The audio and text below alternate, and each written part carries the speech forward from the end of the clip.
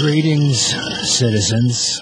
This is Comedy Film Nerds, episode 255. Stay in your homes. Stay in your homes. It's not safe. We are halfway to 510. So stay safe. Are we going to do a 300 episode, like, special something or other? No. No, we are not. You have no time for that. No, there is no plans to do it.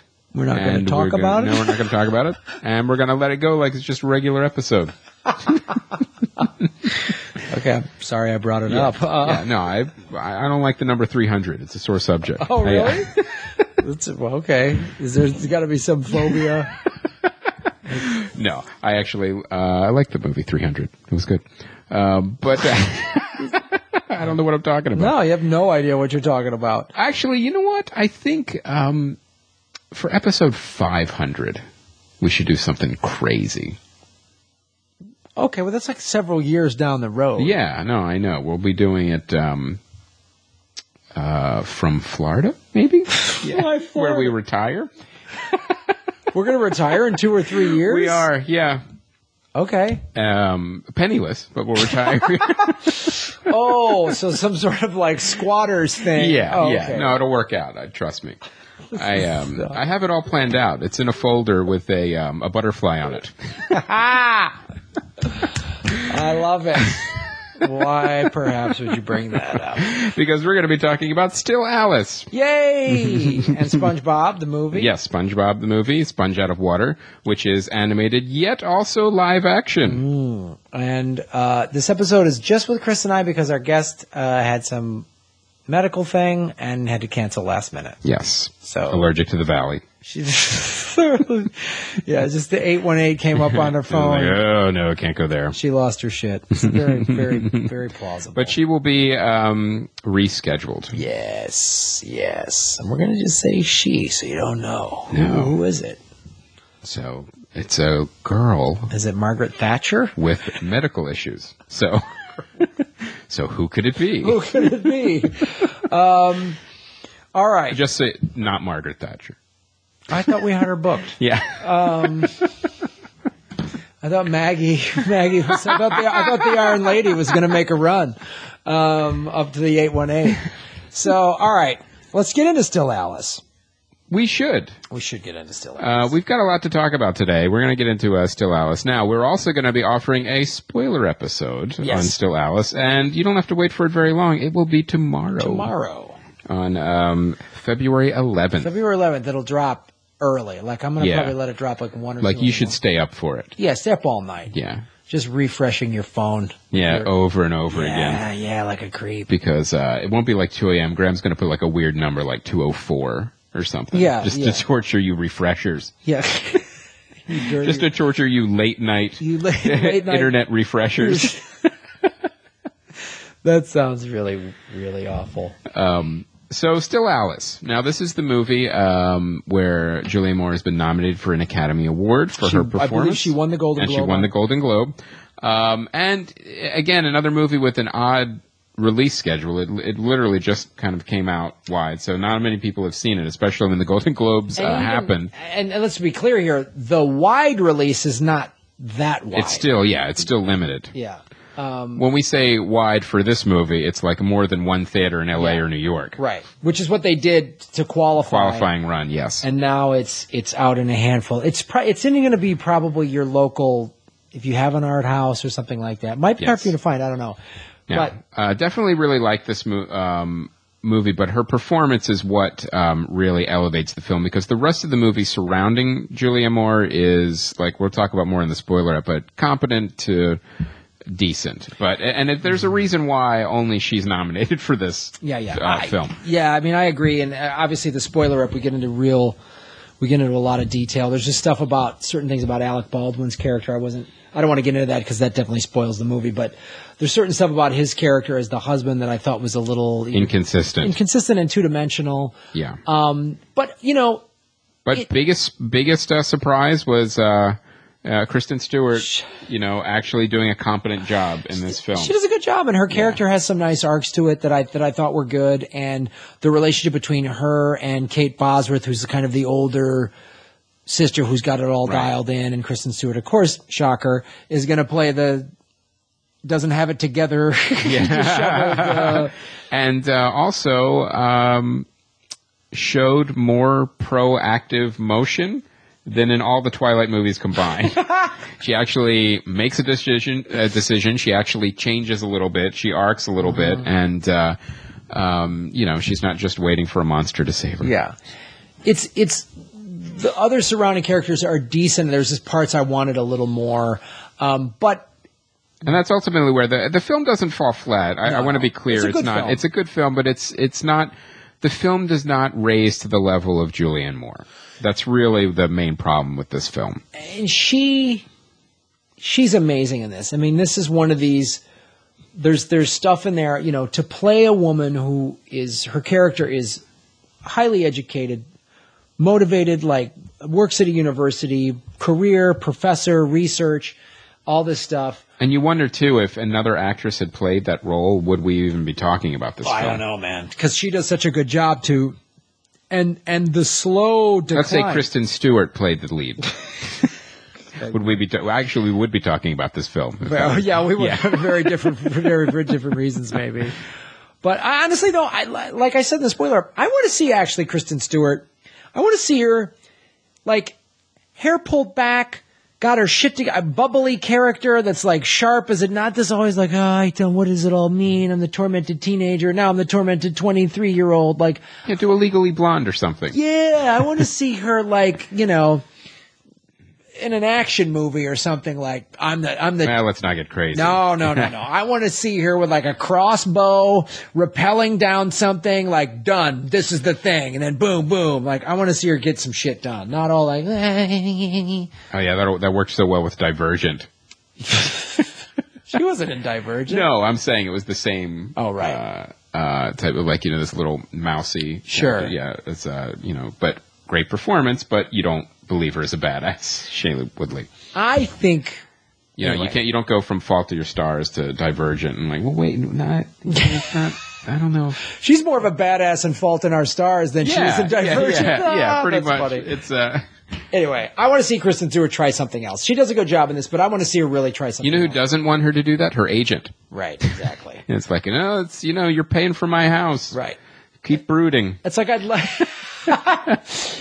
love to see Michelle Rodriguez do like a rom-com where she's not the like tough as nails. She's always got a gun and just fucking. I'd like to see her just like a cute little. Get out of your comfort zone. Yeah, get out of your comfort zone. Like I'd love to see her in like a summer dress, without a gun. You know what I mean? Like, well, baby steps. Summer dress with a gun. Summer dress. That's the name of the movie. Yeah, Summer Dress with a Gun. Summer Dress with a Gun. I can't wait for that film. Hashtag Merchant Ivory. Do it. But getting back to Still Alice, Julianne Moore does an amazing job. The scenes where she's slowly losing her memory but still trying to stay sharp, that's not easy for an actor to pull off. No, and she does a great job. And I will say, too, there's a lot of heartbreaking scenes, and it will definitely make you tear up. Yeah, you'll cry. If you're not dead inside. Yeah. If you have no soul, then you won't cry. You would have already had a wolf vampire baby. Yeah, and then you're already wearing Michelle Rodriguez's dress and have a gun. I can't wait for this film. So, I would go see Still Alice, especially if you're someone who wants to see all of the Oscar-nominated films. Go see this. And who doesn't? Yeah, and who doesn't? It's worth it. And then watch Fault in Your Stars, because that movie should have been nominated. Shailene Woodley's amazing. And the thing about Fault in Your Stars, the supporting cast and the supporting character arcs, they feel a little more believable. Than Still Alice. And again, we are nitpicking a little bit with Still Alice, because when a performance is that good, right, your expectations of every other aspect of the movie are very much elevated. Right, and that became the rest of the film's problem. Yeah, it did. But no one's horrible in it. No one's horrible in it. All right, so Still Alice, go see it. Now I saw the SpongeBob movie, Sponge Out of Water. Now, this film is part animated and also part live action, like they become computer animated 3D and they go into like the 3D world. But that doesn't happen for a very long time into the film. Like the trailers make you think, oh, this is where most of the movie takes place. No, it doesn't. It's pretty much a cartoon for the most part, and then at the end they go attack Antonio Banderas, who's opening up like a restaurant. Now, I did not love this movie, and I will say I'm a fan of SpongeBob, and I really liked the first movie. I thought the first movie was a little bit more coherent and kind of captured the craziness of the cartoon a little bit more. This one felt like it had that crazy, that zany cartoon feel of it, but it felt like an 11-minute cartoon stretched out to 90 minutes, whereas the first one actually felt more like a film with SpongeBob in it. So there's only been 2 movies. There's only been 2, the yeah. SpongeBob SquarePants movie, which came out in 2004, Yes. and now this one, Sponge Out of Water. Yeah, so this one I really didn't like. Now, my son loved it. I took him to see it. He really loved it, and he likes SpongeBob. But I think the kids, if you like SpongeBob, and if you're a fan of SpongeBob, it's... And I am. I like Tom Kenny. I've always loved what they do with the cartoon. But this movie just fell flat to me. It felt like recycled jokes, recycled premises, and now it's like all this eye candy we're going to throw at you just to kind of make it a little more interesting. Like there's like an omniscient dolphin comes into it, and that stuff like that's pretty funny and interesting, but it never really coalesces into this like. Cool film like the first one did. Right. Like it's weird in a way they depended too much on the technology, which is like all this stuff was thrown out and you're like, all right, we got to kind of build up to this great 3D sequence that we have that's half live action, half animated. Then now we'll make all characters superheroes and we'll give them superpowers. And it was all these kind of random things that kind of got thrown together, which is great for an 11-minute cartoon. Like you could literally do whatever you want and you don't need logic or plot or anything. It doesn't matter. Right.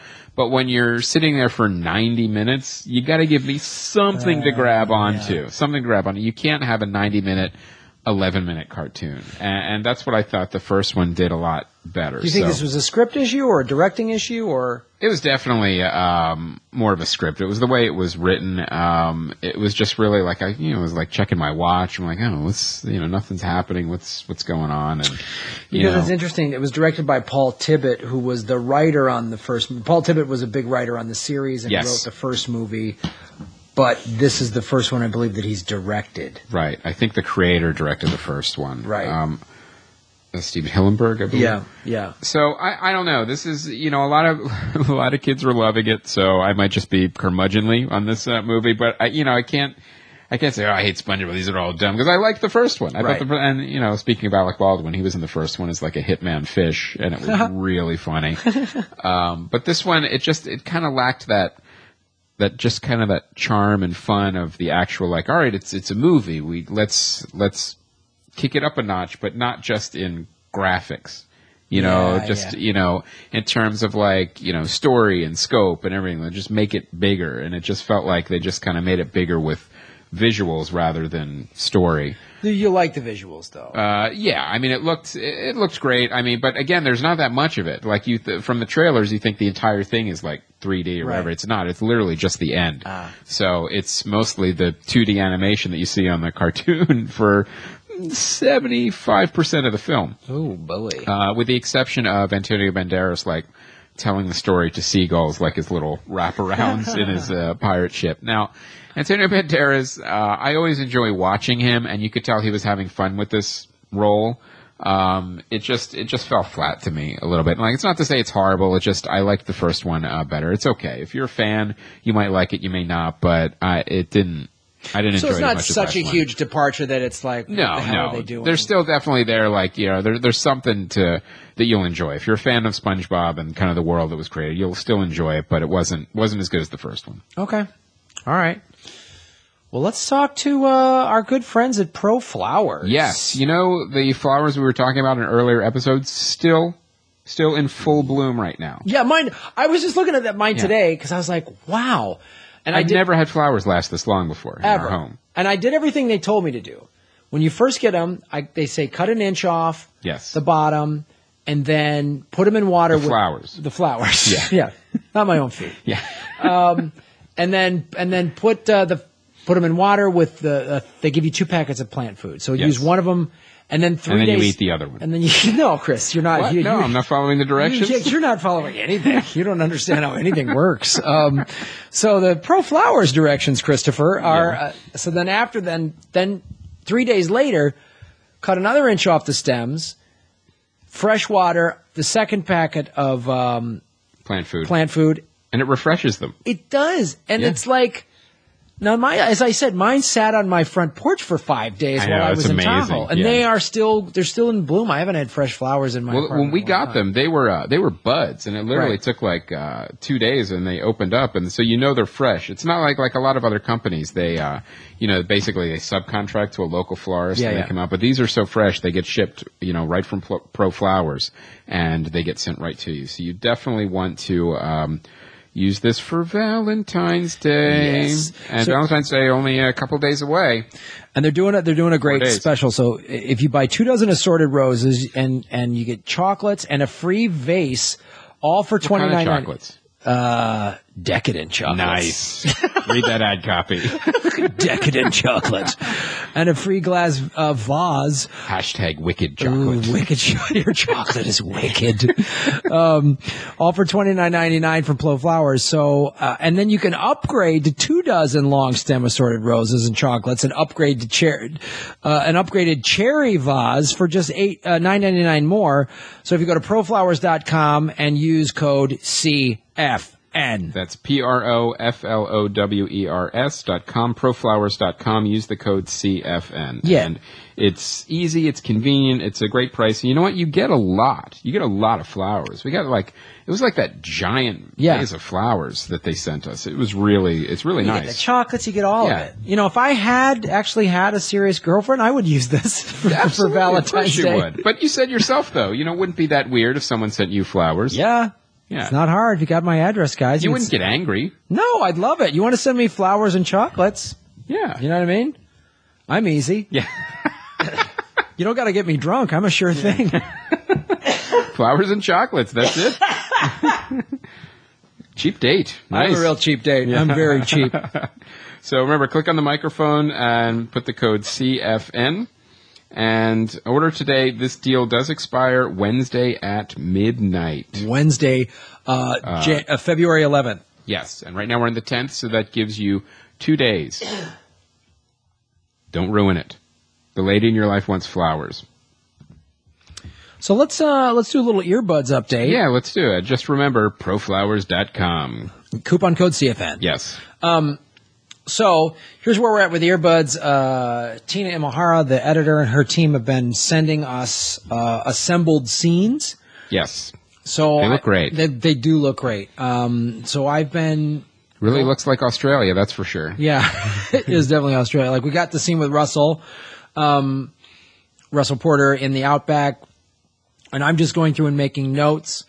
Like, okay, use this part, this soundbite, cut this, cut that, and we're just getting more and more detailed as to what the movie is. And we have a 3-act outline, obviously, of what each scene. Okay, this is going to be the Australian theme, and this is going to be Japan, and this is going to be fans, and all this other stuff. So we're just getting more specific and detailed with that. But everything's on track and looking good. The movie will be done by the summer.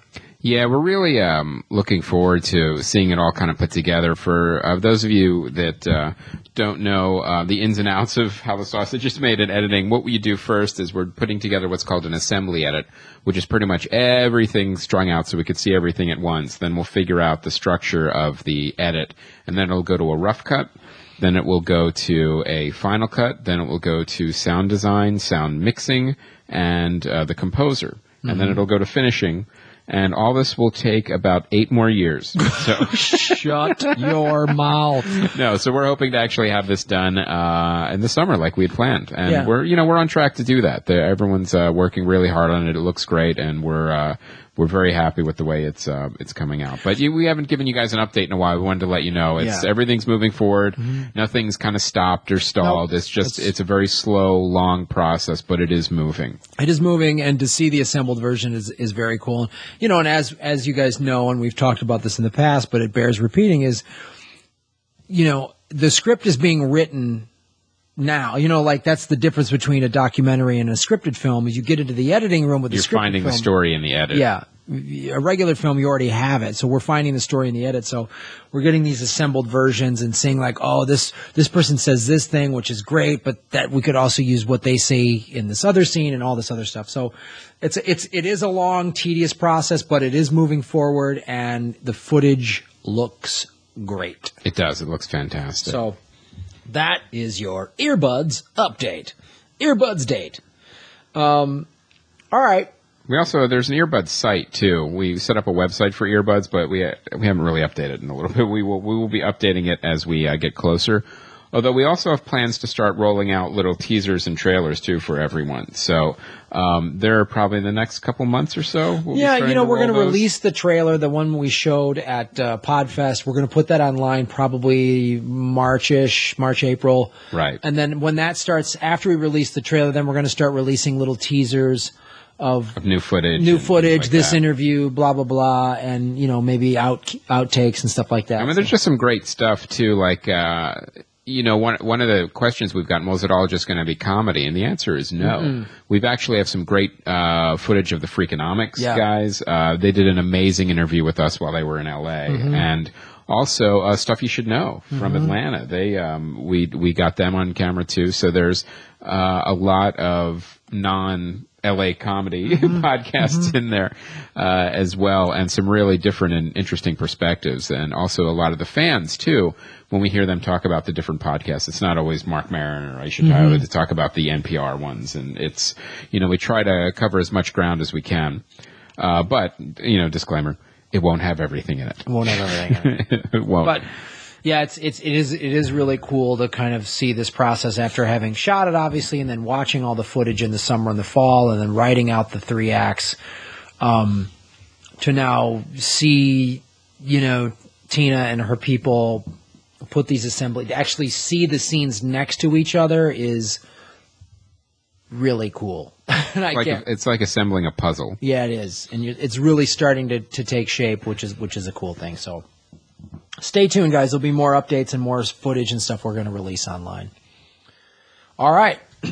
DVDs and Blu-rays. Nightcrawler is now out. Graham and I kind of had the same reaction on this film. Great performance, Jake Gyllenhaal. Kind of a subpar movie. Definitely some script problems, especially the ending. Right. One of the surprises for the Academy Awards was that the script was nominated for an Academy Award.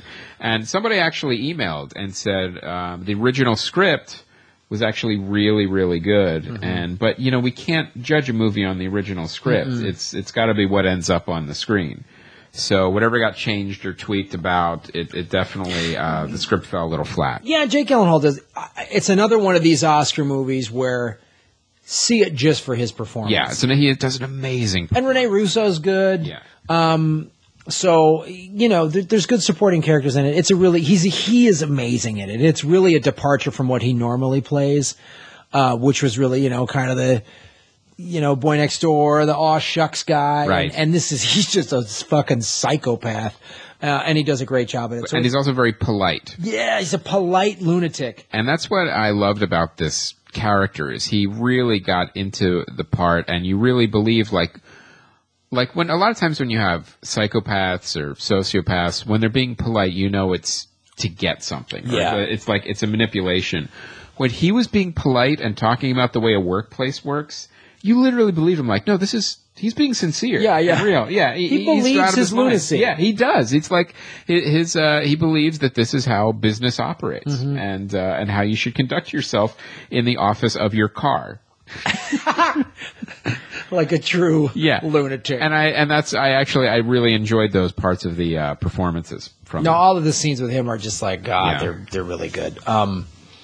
The next movie out on DVD, Rosewater. Now, this is Jon Stewart's movie about the Iranian-Canadian journalist Mazir Bahari, who's detained by the Iranian forces, and no nominations for this film either. I have it's one of those films that slipped through the cracks for me, so I really need to see it. And the lead is I'm not going to pronounce this correctly, Gail Garcia Bernal. #GGB. #GGB. from Motorcycle Diaries and Et tu mama tambien, I believe. So I really like that actor, and I really want to see, seeing some interviews and stuff with Jon Stewart. I want to see how he does as a director, and love to hear what you guys, if you guys have seen it, love to hear what you think about it. And I'm definitely glad this is out on DVD because I'm going to check this out. So, Rosewater. Yeah, looking forward to seeing it. I didn't catch it either. Force Majeure. I wanted to put this movie on your radar because this is a movie I haven't seen yet, but Dave Anthony told me about it, and everyone who's seen it has told me it's just great. It's, I believe, a Swedish film, and it's about a family who vacations near the French Alps, and there's a landslide, and the father apparently just bolts and just doesn't worry about saving the family. He does, an Alec Baldwin. It's still Alice. Spoiler alert. But here's the thing, and then the whole movie, but that's just at the beginning. The whole movie is about how the family copes with him bolting on the avalanche. So I heard it's really good, and I definitely want to check it out on DVD. All right, yeah, I've heard good things about it as well. It's a bunch mainly actors that I'm not that familiar with, so it looks interesting. And then there's something, a movie I want to talk about. No, I know we've mentioned on the show in the past, but Kill Bill Volume 1 was on TV. Just Volume 1? They didn't show them both? They showed them both, and I'm going to watch the second one on my own. Mm-hmm. Again, I've seen these movies a bunch. Kill Bill Volume 1 is great. I love this movie so much, and seeing it again, I was getting chills from certain scenes, and especially the scene with Lucy Liu, and getting the Hattori Hanzo, seeing Sonny Chiba. There's so much great stuff in this film because it is pretty, it's classic Quentin Tarantino. It's got these serious and these hard edges and this heart to it, but then it has this kind of gratuitously bloody. Yeah, gratuitously bloody, but the blood that I was mixing gratuitous and glorious. Yeah. Gratuitously. I don't know what you're saying. But one of the things, though, he was sort of almost kind of doing a parody of those Japanese samurai movies that were really bloody. And he puts animation in part of it, and it's an insane movie. It's an insane movie, but it all makes great sense. And Lucy Liu is great in it, and all the supporting actors, and there's these scenes where Lucy Liu is taking over the Yakuza council or whatever. There's this really awesome Japanese actors that they get. The guy that's angry that she's taken over. And then Sonny Chiba has a great scene, and the guy that plays his employee at the sushi place when Beatrix Kiddo comes in there, when Uma Thurman comes in there, and then they have this wonderful banter where Sonny Chiba's yelling at him. He's like, I don't want to yell, you're an awful employee. And they're yelling at each other in Japanese, and she's pretending not to understand. And then when he makes the sword, and he's describing the sword, and they just cut to a close-up of the ball guy who's kneeling in respect, and he's his assistant in making swords. And you see their actual relationship as he's this assistant to one of the greatest swordsmakers ever. And he has this reverence to him, and he's got tears in his eyes as he described that scene where he's like, should you encounter God on your journey, this sword would cut him. And I say that without an ounce of ego. And it's amazing the way, I'm paraphrasing that scene. I don't remember that line at all. He goes, I remember him saying that this is the greatest sword I've ever made. He goes, I say that without ego. I say that without ego. And then he goes, I don't remember the killing God part. He doesn't say kill God. He says, should you encounter God on your journey, this sword would cut him. It's that good of a sword. And he talks about the whole revenge is like a forest where you get in and you don't know where you're going. You can get lost. And there's so many great lines in there, and there's so much great dialogue, you know, where Uma Thurman is fighting Gogo Yabari, that crazy Japanese teenager girl in the schoolgirl outfit that has the ball with knives on it on a chain, and they have that crazy fight scene. It's so great. And then the scene where it's finally her and Lucy Liu together fighting is just, it's such poetry, with the fountain that's going while the snow is gently falling. And I know he's taking scenes from all these other samurai films, but it's just awesome. She's wearing the Bruce Lee outfit, the yellow outfit with the black stripes. Yeah. Mm-hmm. I don't know. There's so much about this film that I just wanted to talk about it again, because I remember the thing I love about a movie like this, and then you see it again. It's one of those you always have to watch it when you're flipping through the channels, or you just go back and watch it again on Netflix or whatever. It brought me back to the moment that movie first came out. Yeah. I remember even before it came out, there was buzz like the studio was upset because it was like, it's too long, we can't release it. It was never meant to be 2. Right. And apparently Harvey Weinstein, I mean, this is the legend as it goes. He's like, after he saw the dailies, he just went, just make your movie, Quentin.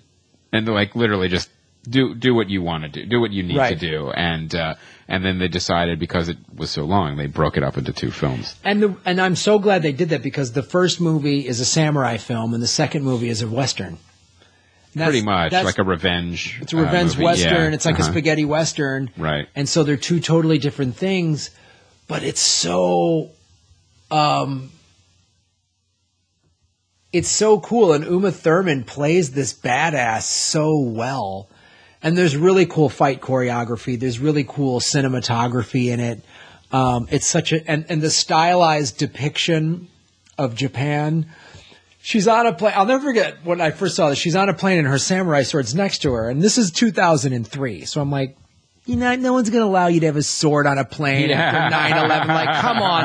And then they pull back, and every seat has a katana holster. Like, that's how you travel in Japan. Everyone's got a samurai sword. I absolutely love that.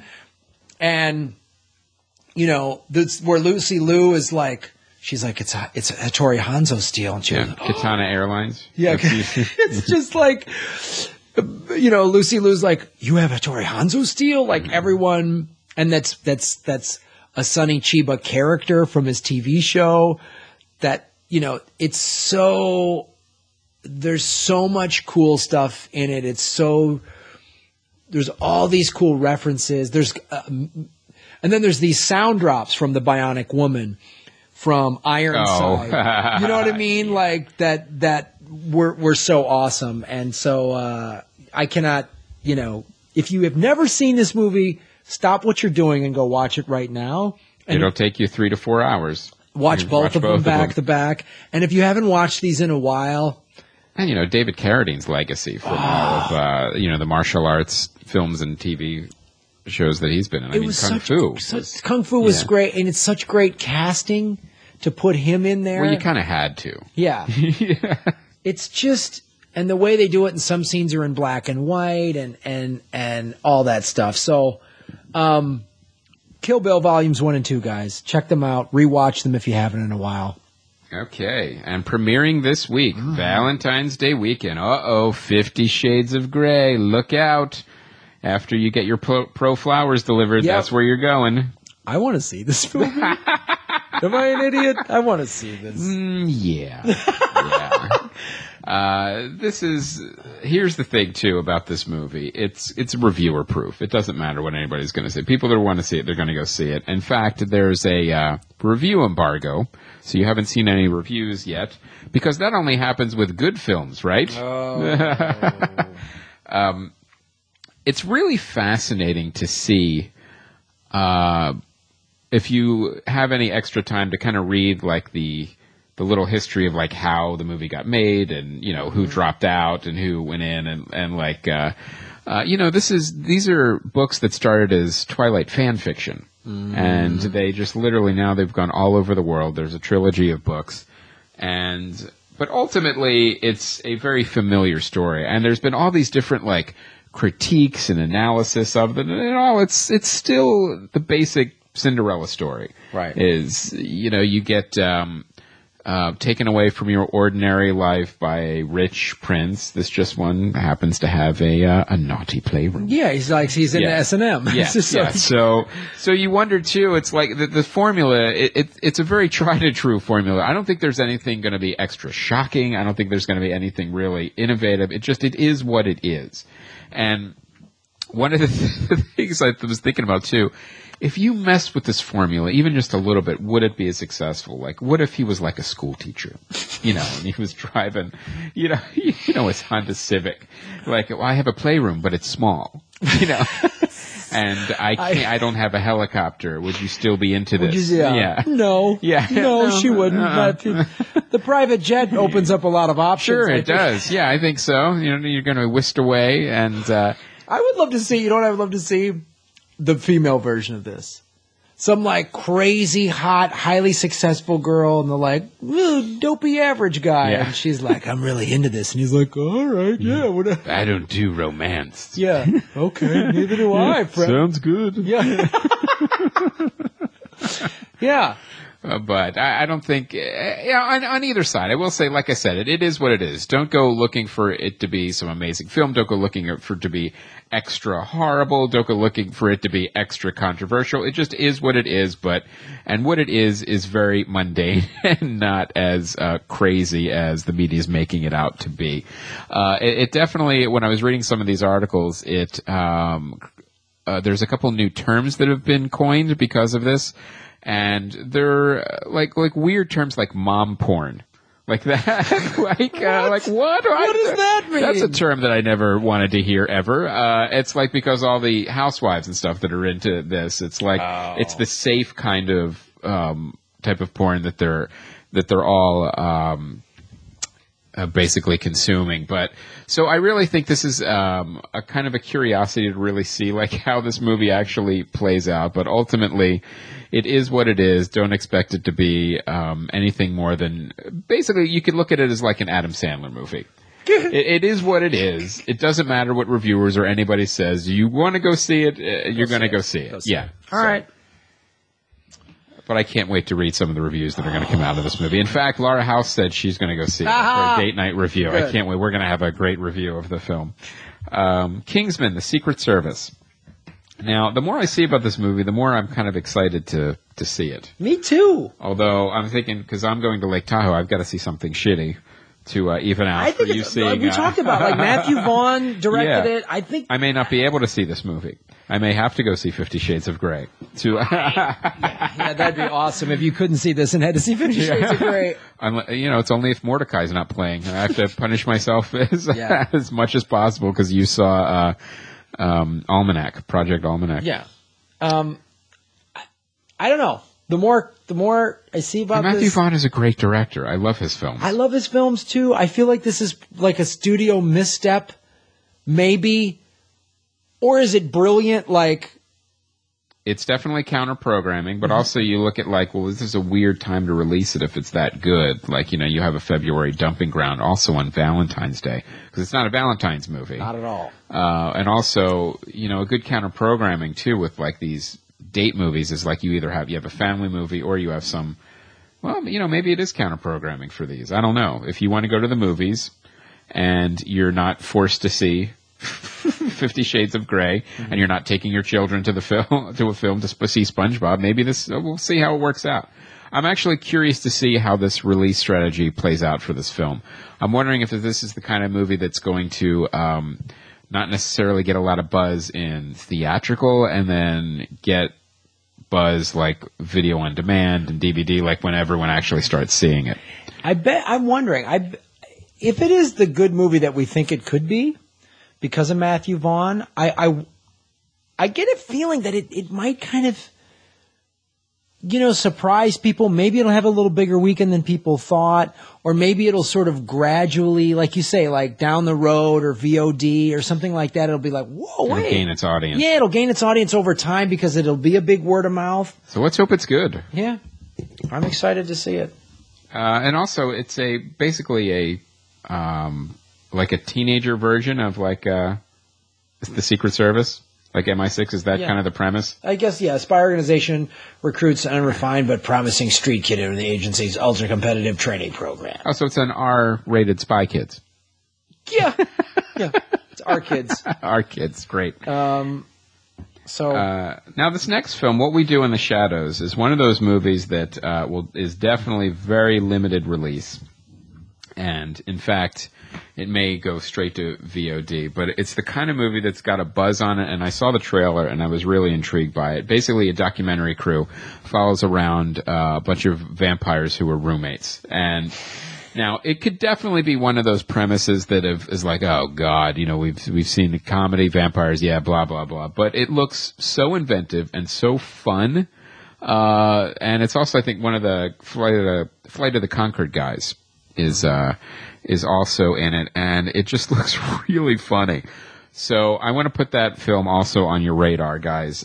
It's What We Do in the Shadows, and definitely Jermaine Clement. Yeah, Jermaine Clement. And if you just check out the trailer, you're going to want to see this movie. It's one of those movies too that it looks like it can transcend kind of like its overused premise of vampires, and it kind of plays on that a little bit, and it looks really, really funny. And it's actually gotten some great reviews, and it's done very well in festivals, so I'm very excited to see it. So if you can check it out on VOD, that's maybe where it is. Jermaine Clement and Taiki Waititi are the two. They co-wrote it and co-directed, and they're both in it. So it's very. I'm very curious to see what this looks like, because I am intrigued by it. So, and next, our site spotlight fan feedback. Now we actually added some stuff to the YouTube channel. Finally added Hit Clown for free. You can watch my film Hit Clown. It's a black and white movie about a clown and a hitman who accidentally switch bags and find they like the other's job better. It stars Jennifer Elise Cox and Jay Johnston. I added my film. We're going to be adding Graham's film very shortly as well, Hello Junkie. But the other thing we added one of Christopher Allen Broadstone's films, Human No More. That's also a very disturbing story about a police detective who's seen a little bit too much, and he's basically doing a monologue towards the camera about what he's seen and how it's kind of sent him over the edge. It's a really great psychological short horror film. It's good because we've had Christopher Allen. We had Christopher Allen Broadstone on, I believe around October. So we've talked about him on the show in the past. It's a great way to see his work and to see Hit Clown on the YouTube channel for free. And we've also added Matthew Eller's Lunch, which is a great that movie's hilarious. Film. Yeah, check that one out too. So, and also, guys, the Hit Clown shirts and the Hello Junkie shirts, we put them on sale. On sale. Some of you guys have been buying them, so there's still some left. I think we still have all sizes remaining just right now. So when but they are starting to go. They are starting to go. So when they sell out, they sell out. Like if the size you want is out, we're not making any more. No, limited edition. So get those while you can, you guys. And then the message boards are working. They should be by now. They were working, and then there was a little glitch, but Brian's working on it right now. So by the time you're listening to this in your ear holes right now, it should be working. Okay, because we got since they started working, people have been able to register again, because that was the problem. People couldn't register. Couldn't get any new blood on the message boards. So we got some. So we got a great recommendation from David Osborne, Time is Illmatic. And it's basically a documentary about a hip-hop star named Nas, N-A-S. And so he writes a really cool explanation of what it is. So we thank you, David Osborne. I believe you might be new to the message boards. But thanks for the recommendation. And if we see the movie, we'll learn how to pronounce his name. Maybe. I'm going to go with Nas. What are you going to go? Naz? Naz.